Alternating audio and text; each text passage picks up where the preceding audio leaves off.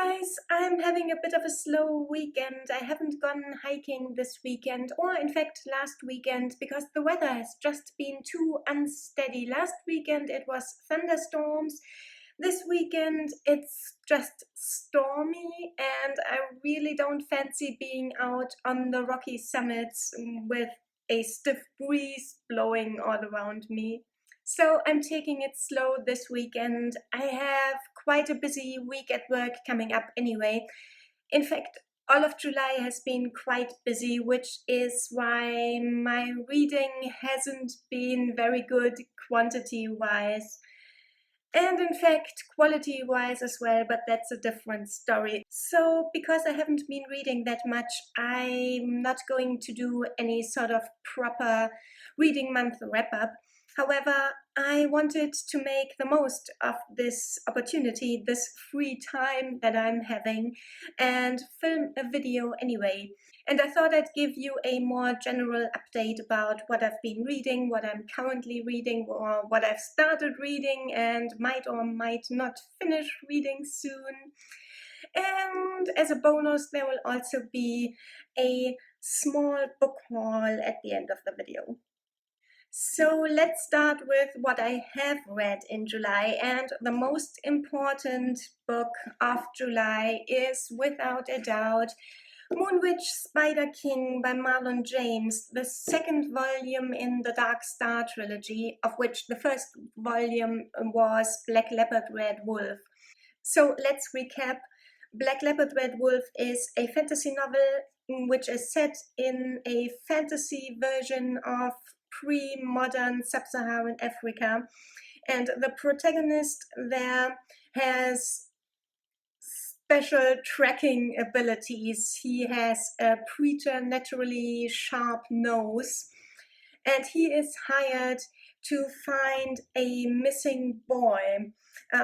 He is hired together with a bunch of people, all with special abilities, who all of them don't really work very well in a team, let's put it that way. And because of that, but also because of other reasons, the whole thing goes spectacularly wrong, and not only do they not recover the boy, but the boy dies in the end. No spoiler, it's clear from the beginning.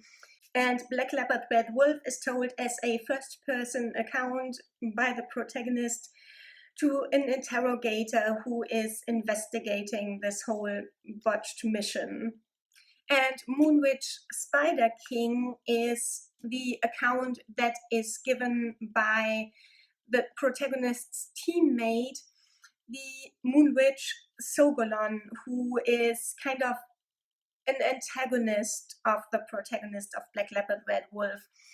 And this book is more or less her origin story.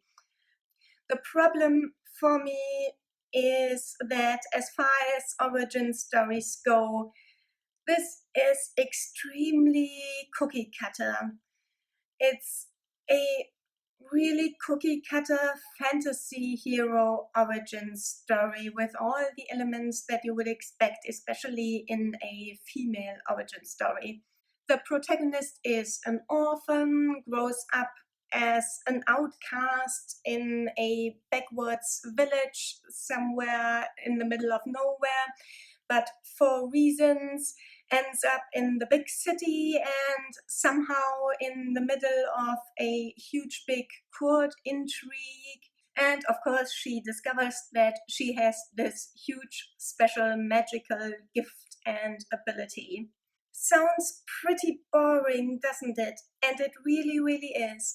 And not just that, on top of that, in my opinion, Marlon James really overdid it on the theme of the exploitation of women. Not that that is not an important topic to talk about, but if you make your whole 600-page novel about more or less just this one topic, then you inadvertently reduce your protagonist to no more than an exploited vagina. And that is especially frustrating because the reader would have gotten the point even after like 3 chapters. So why spend 600 pages on that one point, Mr. James? I was really extremely disappointed by this second volume in the trilogy. However, I'm still looking forward to the third and final volume. I mean, it can only get better from here, and fingers crossed that it gets to roughly the level of the first volume again. Another book that I read in July was a very charming short novel called Hullaballoo in the Guava Orchard by Kiran Desai. This is a social satire about all the facets of life in rural India.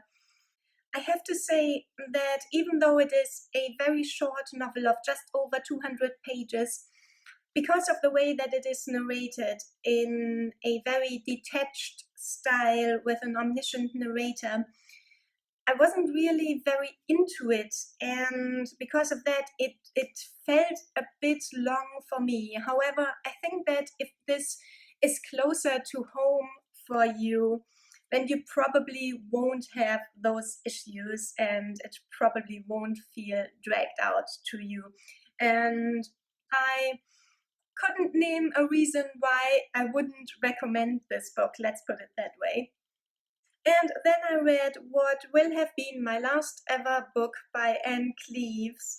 She is the author of the Shetland series, and I loved the first book in that series, Raven Black. The second one, White Knights, I think it is called, I thought was so. The third one, Red Bones, was awful. I didn't even finish it. It was so ridiculous. So I thought, since I've kind of fallen out of love with the Shetland series, I thought I'd try a different and more recent series of hers. The Two Rivers series, the first volume being The Long Call. It is set in Devon, so something different for a change, and I thought that the mystery was very well orchestrated and the solution to the mystery. However, the book didn't grab me.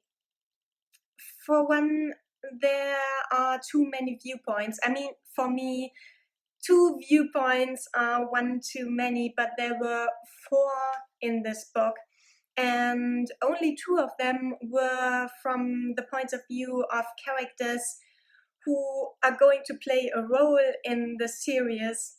I mean, in the sequel novels, and the other 2 were just witnesses. And because we didn't spend that much time with or in the heads of the 2 detectives, they remained pretty bland and nondescript characters, and we didn't go deeply into either of them.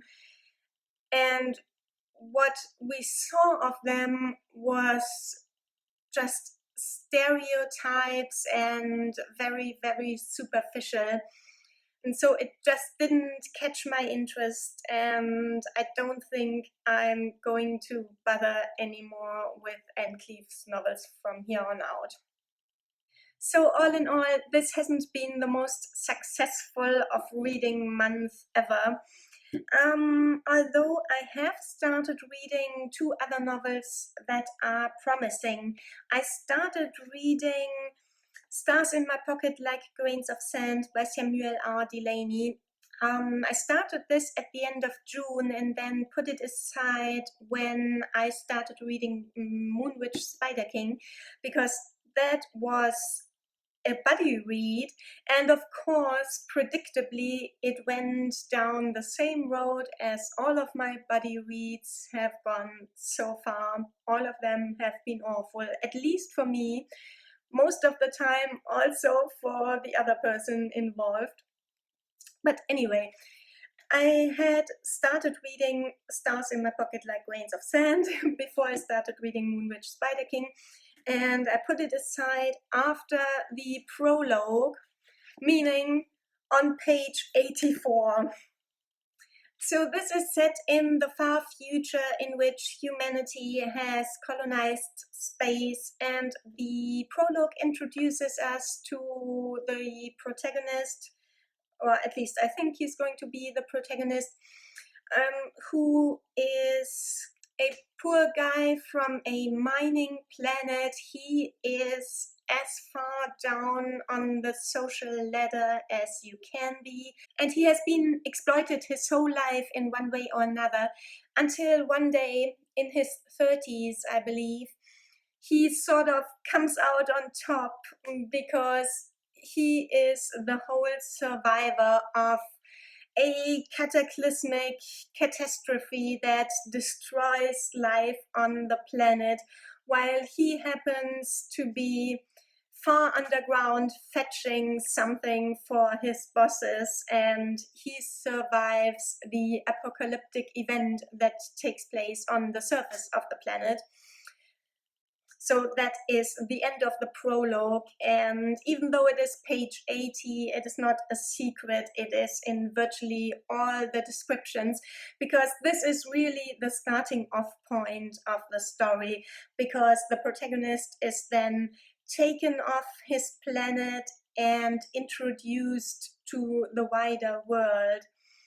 And I think this is as much a story about what humanity could be as it is about what humanity actually is, and it touches on all kinds of philosophical, social, societal, cultural talking points. This is a real genre classic, and it is promising so far, even though I think the author might be a bit full of himself, and I might get frustrated with that and with his writing style yet. But we'll see. I think I'm going to continue reading this quite soon. Another book that I started and that is quite promising is The Leviathan by Rosie Andrews. And this is a 2022 release, and it's a historical mystery, I think. It takes place in post-Civil War England. It starts at the tail end of 1643, and it's set in Norfolk, where the protagonist returns home from the war. I think he's been discharged because of an injury, and he returns home to what he had hoped would be a cozy Christmas, but actually his family and the family farm are in shambles, and a hysteria is about to spread because of alleged witchcraft happening in the village. I actually stopped reading this because it is just not the right time of year to be reading this. It has quite a brooding, menacing atmosphere and mood, and it's just too bright and warm outside for this kind of mood.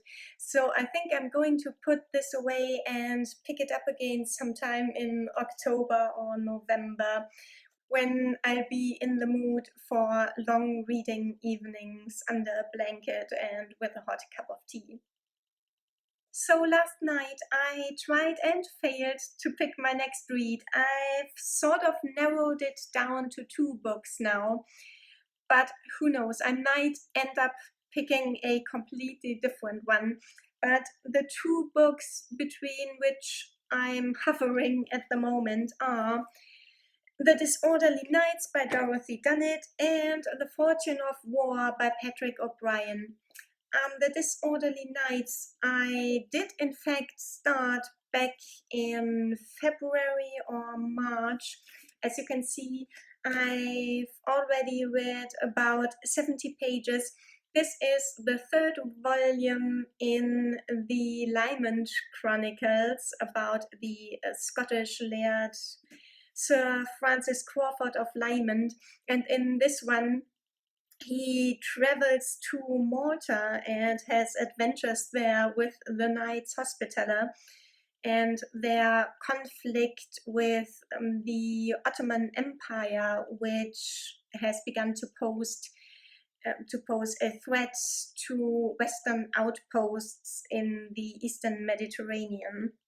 I think Dorothy Dunnett will always be a safe choice for me, and it's really about time that I continued with the Lymond Chronicles, but it is also beyond time that I continued with the Aubrey Maturin books by Patrick O'Brian. And The Fortune of War is the 6th volume in the long series about Captain Jack Aubrey of the Royal Navy and his ship's surgeon Stephen Maturin, who is also a spy for the English.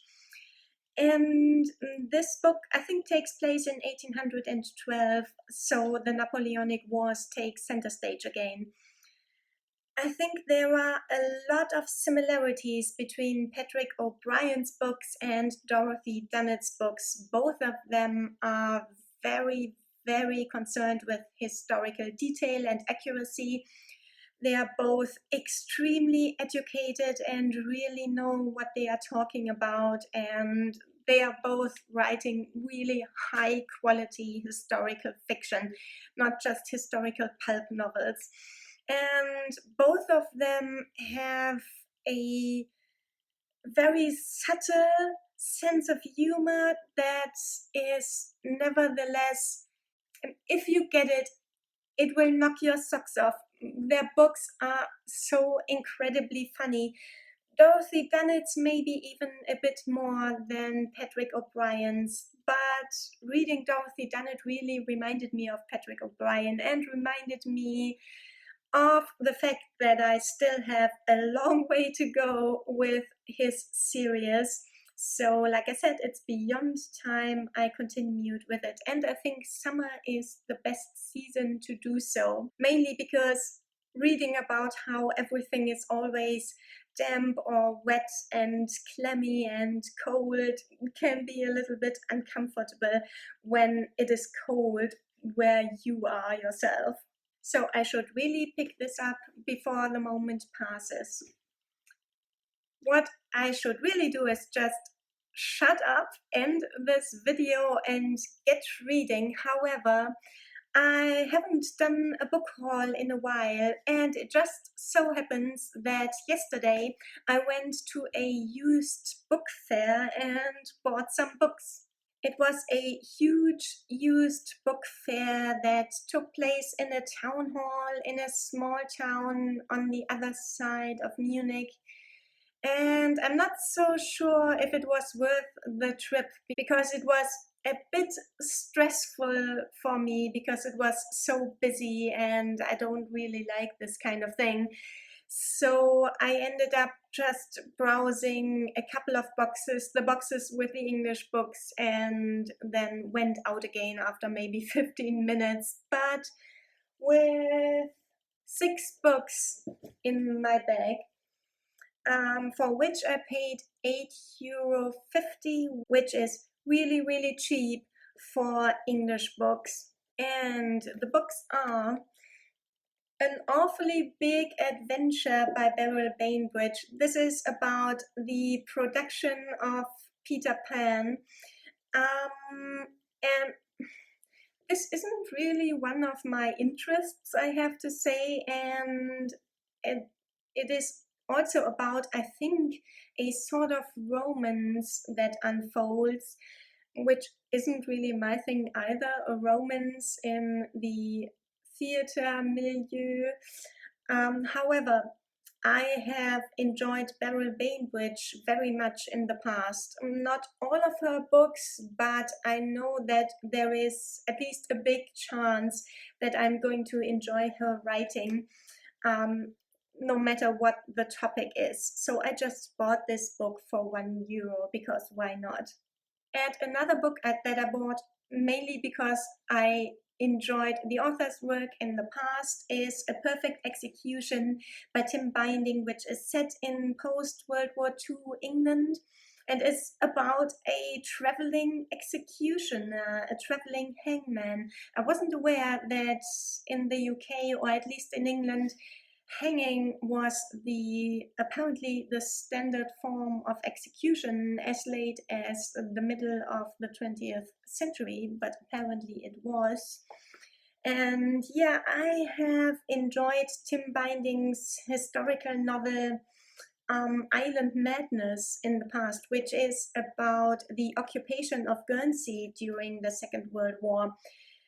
The book has surprisingly low ratings, or a low rating on Goodreads, which I think is due to the fact that it is not the kind of feel-good World War II historical novel that makes Brits and Americans feel good about themselves. It's a really realistic one. And it just isn't that potato peel pie society book. I thought it was one of the best historical novels that I've read, especially of the 20th century, set in the 20th century. So I more or less bought this just on good faith. Yeah, I think the topic is a little bit weird, but sounds definitely interesting as well. And I trust Tim Binding to treat it in a very thoughtful manner. And then I found The Infinities by John Banville, which is somehow about Greek gods playing with the fates of human beings in the here and now. I have no idea really what this is going to be like, but I thought it sounded wacky and interesting. And of course, John Banville is a big name, so I thought for €1.50, why the hell not? Similarly, the 39 Steps by John Buchan, which I would never have paid full price for because I'm a little bit wary of John Buchan, because I don't think that he is the kind of classic author whose voice will go down very well with me. However, for €1, this is a classic novella about a Londoner who somehow gets caught up in a grand conspiracy. And I've wanted to try John Buchan and this book, this novella in particular, for quite some time now. But I think this is also more of a cozy read for autumn. Another book that I had previously been on my radar, but I've been a bit wary about, is The Lieutenant by Kate Grenville. This is about a young man who travels on the so-called First Fleet to New South Wales as a lieutenant, and there he meets, I don't know, it says an Aboriginal child. I don't know how young this child is, and I don't know, it says a remarkable friendship develops between them that resonates across the oceans and the centuries, which sounds awfully romantic, not in the love story kind of sense, but in the romantic kind of sense. And with stories like that, there is also always the danger that the author runs into the noble savage trope trap. And yeah, I'm very curious to see if that is the case in this novel. I've never read anything by Kate Grenville. I don't know if her brand of historical fiction is the kind that I enjoy, but I've come across her novels here and there and have been sort of peripherally interested in them, so I'm glad I found this cheap copy. And lastly, I just on a whim picked up this Spanish language book, Hijos del Viento. I'm not quite sure what the plot is of this one, but it is apparently a story of native life in Ecuador in the first half of the 20th century, I think. And it's definitely going to be something completely different for a change. And it's not often that you can get Spanish language books for a small price. You don't often find them in used bookshops in Germany, and let alone in little free libraries. So finding a Spanish language book and one from South America and about South American issues for a small price like that, just €1, is just such a great opportunity. So I didn't ask many questions and just bought the book, and we'll see when I'm actually feeling up to the challenge of reading it. So these are the 6 books that I bought on a whim at the used book fair. I took a bit of a risk with all of them, I think, but who knows, maybe one of them or even more of them will turn out to be my next favorite book, who knows. So that's what's going on book-wise and reading-wise with me at the moment. I hope your reading summer has been more successful than mine has been so far. I'm going to get reading now, but I'll see you again very soon, hopefully with another video. Bye guys!